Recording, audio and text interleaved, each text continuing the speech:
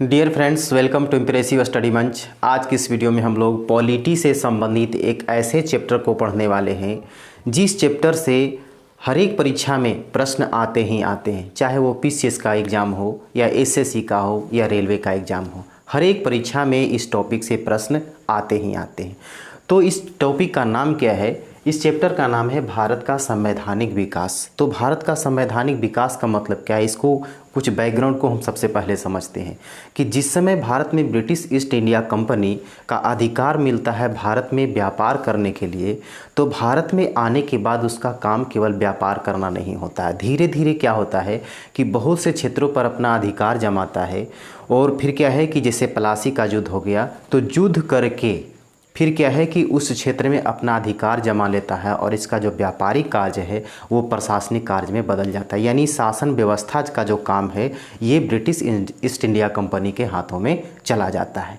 अब इसके बाद फिर क्या है कि ब्रिटिश ईस्ट इंडिया कंपनी के अधीन जितने भी अधिकारी होते हैं उन अधिकारियों के द्वारा क्या होता है कि भारत में बहुत से क्षेत्रों पर अधिकार करके यहाँ से अपार धन को लूट करके ये कहाँ ले जाता है? ब्रिटेन में ले जाता है। इससे भी क्या है कि ब्रिटेन में जब ये कहता है कि भारत के धन को लूट करके ब्रिटेन में ले जाता है, तो ब्रिटेन में भी क्या है कि अराजकता फैल जाती है और वहाँ से क्या है कि ब्रिटिश ईस्ट इंडिया कंपनियों पर नियंत्रण स्थापित करने के लिए ब्रिटेन में क्या है कि वहाँ संसद में अधिनियम लागू किए जाते हैं, अधिनियम को पारित किया जाता है। उसी अधिनियम के बारे में हमें पढ़ना है। यानी ब्रिटिश ईस्ट इंडिया कंपनी पर नियंत्रण स्थापित करने के लिए ये ब्रिटेन के संसद में क्या है, अधिनियम पारित किया जाता है। तो सबसे पहला जो अधिनियम था वो एक्ट कौन था? तो उस एक्ट का नाम है रेगुलेटिंग एक्ट। यानी ये 1773 ईस्वी में एक अधिनियम पारित होता है जो ये क्या है कि ब्रिटिश संसद में सबसे पहला अधिनियम होता है वो भारत के लिए 1773 का रेगुलेटिंग एक्ट। ये क्या है कि ब्रिटिश संसद में भारत के लिए पारित पहला ये एक्ट के नाम से जाना जाता है। इस बंगाल के गवर्नर जनरल कहलाए। ये दूसरा पॉइंट क्या है कि भारत में जितने भी क्षेत्र थे सभी जगह गवर्नर हुआ करता था। अब वो गवर्नर को क्या कर दिया गया? बंगाल का जो गवर्नर था उसे गवर्नर जनरल बना दिया गया और प्रेसिडेंसी जो क्षेत्र था वहाँ नहीं, केवल बंगाल के गवर्नर को क्या कहा गया? तो गवर्नर जनरल कहा गया। इतना ही नहीं किया गया और क्या है कि जो प्रेसिडेंसी जो क्षेत्र थे जहाँ के जो गवर्नर थे वो बंगाल के गवर्नर जनरल के वो अधीन आ गया। ठीक है। अब इसके बाद है कि बंगाल का जो अंतिम गवर्नर था वो कौन था? Warren Hasting. तो पहले तो था गवर्नर, लेकिन अब उसका जब नया बना तो उसका नाम क्या हो गया? Governor general. तो क्वेश्चन अगर पूछेगा कि बंगाल के अंतिम गवर्नर कौन थे, तो वारेन हेस्टिंग थे। अगर पूछेगा कि बंगाल का प्रथम गवर्नर जनरल कौन बना, तो वारेन हेस्टिंग ही था। अब इसके बाद आता है कि 1774 ईस्वी में कलकत्ता में एक सर्वोच्च न्यायालय की स्थापना की जाती है। अब यहाँ ध्यान से समझना है, ये कहाँ स्थापित किया जाता है सुप्रीम कोर्ट की स्थापना? तो ये कहता है कि 1774 ईस्वी में ये क्या है कि रेगुलेटिंग एक्ट के तहत 1773 जो रेगुलेटिंग एक्ट था इसी के तहत क्या होता है कि कलकत्ता में एक सर्वोच्च न्यायालय की स्थापना की जाती है और जिसके मुख्य न्यायाधीश कौन होते हैं? अब देखिए जो मेन जो जज है, मुख्य जो जज है वो कौन बनाए जाते हैं? तो लॉर्ड एलिंजा इम्पे। ठीक है ना। तो लॉर्ड एलिंजा इम्फे को क्या है कि कलकत्ता सर्वोच्च न्यायालय का ये मुख्य न्यायाधीश बनाया जाता है। अब इसके बाद क्या है, इसके अलावे 3 और न्यायाधीश बनाए जाते हैं। 3 और न्यायाधीश का नाम क्या है? तो लॉर्ड हाइड, लॉर्ड क्या है चेम्बर्स और फिर क्या है कि लॉर्ड लीमस्टर। ठीक है ना। ये 3 जो है 3 न्यायाधीश बनाए जाते हैं। मुख्य न्यायाधीश का नाम क्या है? तो लॉर्ड एलिंजा इम्फे और न्यायाधीश का नाम क्या है? तो जो 3 न्यायाधीश है उसका नाम है लॉर्ड हाइड, लॉर्ड चेम्बर्स तथा लॉर्ड लीमस्टर को बनाया जाता है। इसके बाद इससे संबंधित कुछ और थोड़ा सा जान लेते हैं कि वारेन हेस्टिंग जो बंगाल का प्रथम गवर्नर जनरल है ये क्या करता है? तो ये अपने शासनकाल में कुव्यवस्था फैला देता है, यानी अपनी इच्छानुसार यहाँ शासन करता है। तो इसके विरोध में वो 3 व्यक्ति था, उसका नाम था नंद कुमार, चेत सिंह और क्या था? घसीटी बेगम। तो ये 3 व्यक्ति क्या है कि वारेन हेस्टिंग के विरोधी थे। यानी ये तीनों व्यक्ति क्या करता है? वारेन हेस्टिंग के विरोधी हो जाते हैं। तब क्या करता है ये जो वारेन हेस्टिंग है ना, ये मुख्य न्यायाधीश से मिल जाता है। समझे। और मुख्य न्यायाधीश को अपने में मिला करके क्या करता है, उस तीनों व्यक्ति को फांसी की सज़ा दिलवा देता है। ये ऐसा गलत काम कौन करता है, तो वारेन हेस्टिंग करवाता है।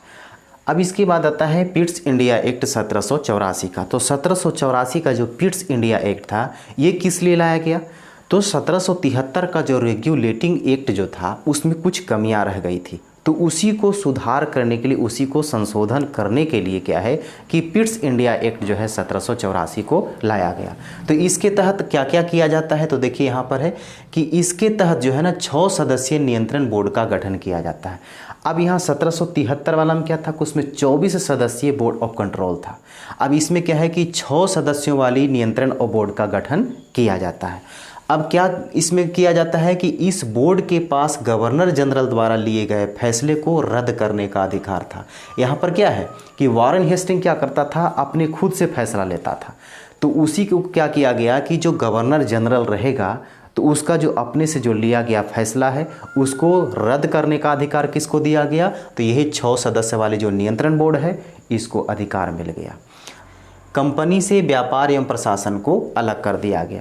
ये सब काम किसके तहत हुआ, तो पिट्स इंडिया एक्ट 1784 के तहत।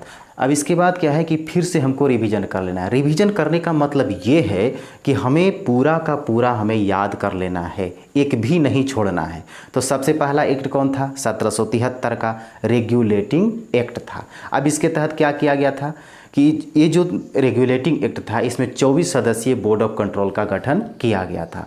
दूसरी बात क्या है कि ब्रिटिश संसद में पारित होने वाला जो ये एक्ट था ये भारत के लिए सबसे पहला एक्ट था।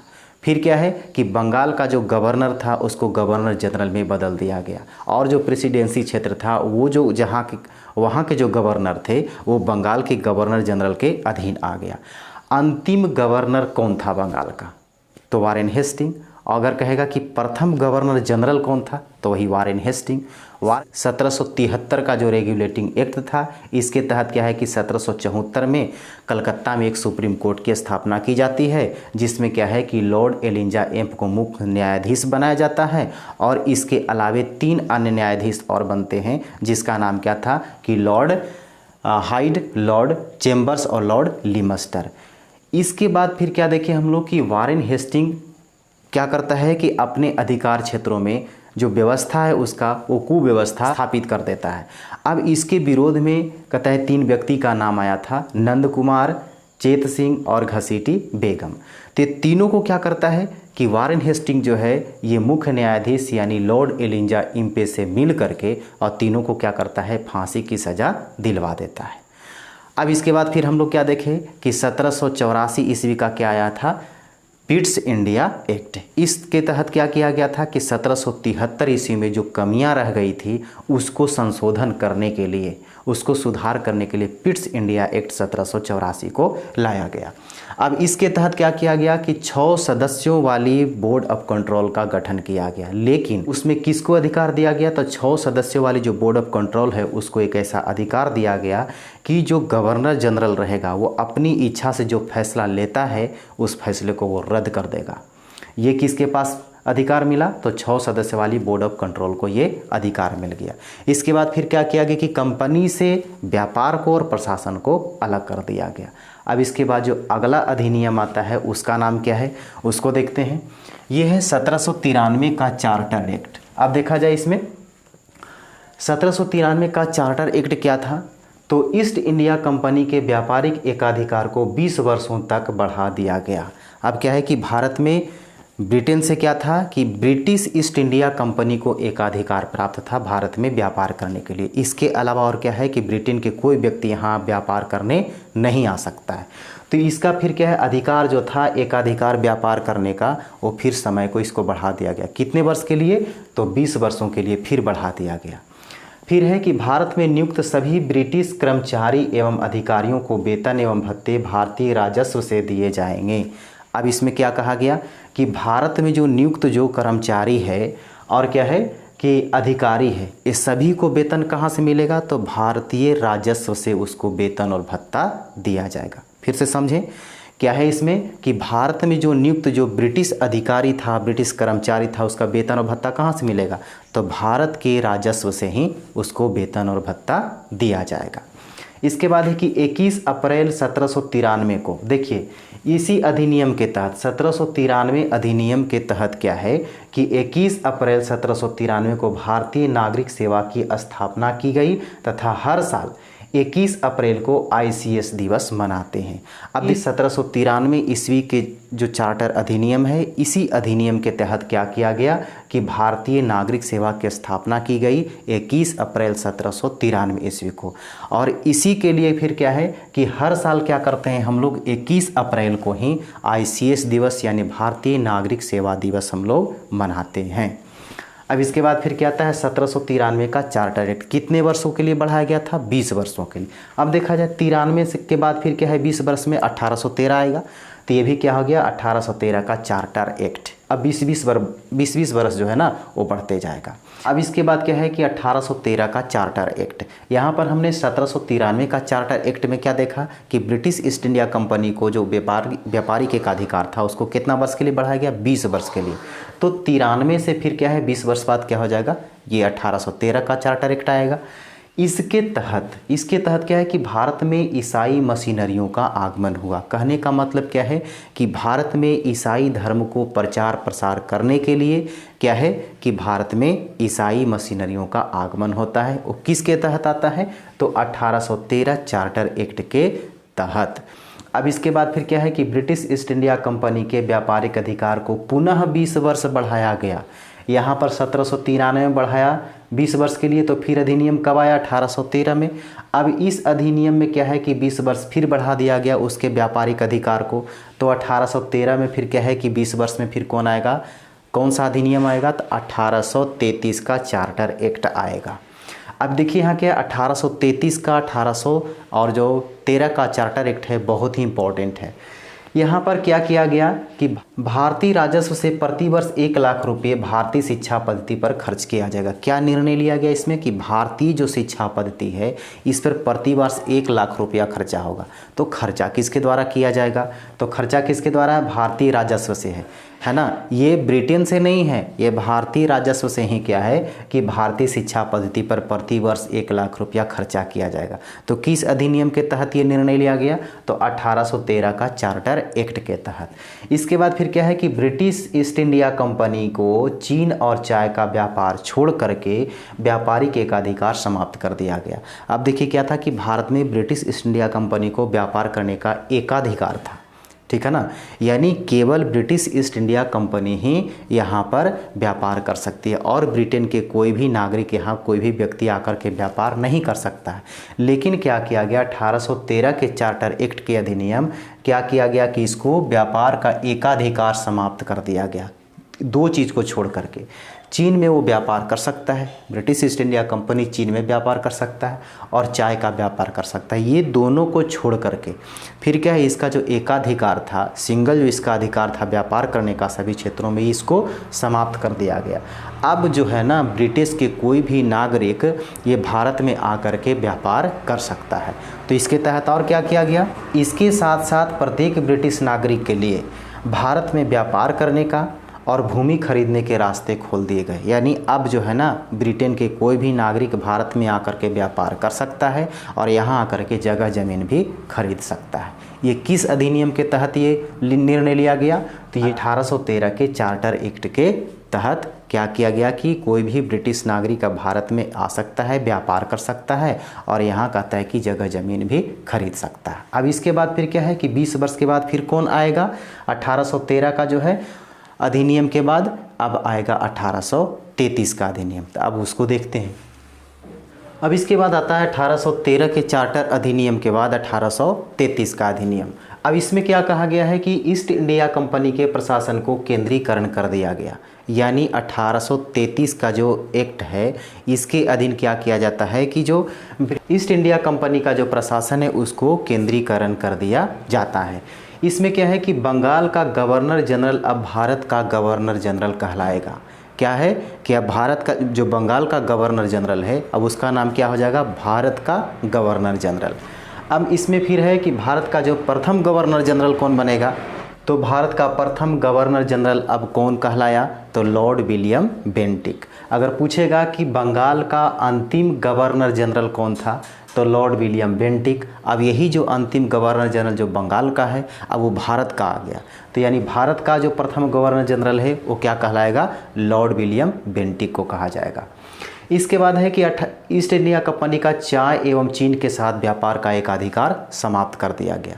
अब देखा जाए इसमें 1813 में क्या देखे थे कि उसको सभी एकाधिकार को समाप्त कर दिया जाता है। ब्रिटिश ईस्ट इंडिया कंपनी को यहाँ व्यापार करने का जो एकाधिकार था वो सब समाप्त कर दिया जाता है, लेकिन क्या था कि चाय और चीन के साथ जो व्यापार है उसको छोड़ करके। लेकिन 1833 में क्या होता है कि अब जो ब्रिटिश ईस्ट इंडिया कंपनी है इसका कोई अधिकार नहीं होगा, यानी व्यापार करने का जो एकाधिकार था बिल्कुल एकदम समाप्त हो गया। अब इसमें है कि 1835 में अंग्रेजी भारत की आधिकारिक भाषा बन गई। अब यहाँ पर क्या है कि अंग्रेजी भाषा जो है वो कौन सी भाषा हो गई, आधिकारिक भाषा हो गई। ये कब बना था, तो 1835 में। अब इसके बाद 1853 का चार्टर एक्ट, यानी देखिए 33 के बाद फिर 20 वर्ष आया, तो इसमें 1853 का जो चार्टर एक्ट है ये भी बहुत ही इम्पोर्टेंट है परीक्षा की दृष्टि से।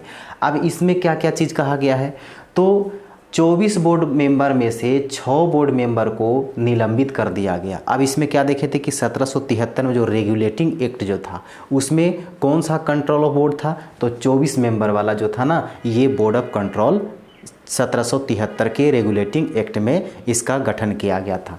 अब उसके बाद 1784 में हम लोग देखे थे कि कौन काम कर रहा था, तो 6 सदस्य वाली जो बोर्ड ऑफ कंट्रोल था वो काम कर रहा था। लेकिन अब इसमें देखा जाए कि जो 24 वाला जो था ना, 24 से घटा करके अब कितना कर दिया गया, इसकी संख्या को 16 कर दिया गया। किस में किया गया, 1853 का चार्टर एक्ट के तहत।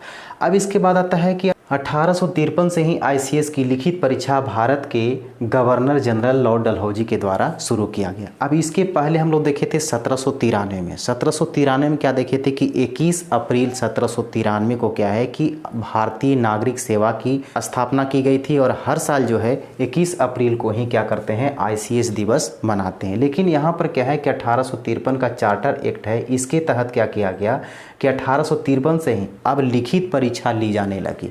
तो सबसे पहले क्या है, इसमें किसके द्वारा ली जाने लगी, तो भारत में जो गवर्नर जनरल था उस समय वो कौन था, डलहौजी। तो लॉर्ड डलहौजी के द्वारा क्या किया गया कि 1853 ईस्वी से आईसीएस की लिखित परीक्षा शुरू कर दी गई।